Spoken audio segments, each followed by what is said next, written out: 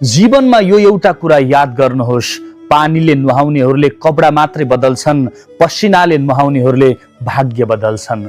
तपाईले मेहनत गर्नु परेको छ, आज कडा परिश्रम गर्नु परेको छ, पसिनाले पुरै शरीर नुहाउनु परेको छ भने दुःख नमान्नुहोस्। तपाईँ भाग्य बदल्ने दौडमा अगाडि दौडिएको हुन सक्छ। त्यसैले जीवनमा सज्जन हामी जति पनि सफल भएका व्यक्तिहरूलाई देख्छौँ नि, उनीहरूको कडा मेहनत परिश्रम पछाडि लुकिरहेको हुन्छ। जसले मेहनत गर्छ, जसले कडा परिश्रम गर्छ, जसले लगनशीलताका साथमा कर्म गर्छ, कर्मठ भई अगाडि बढ्छ, ऊ व्यक्ति नै सफल हुने गर्छ।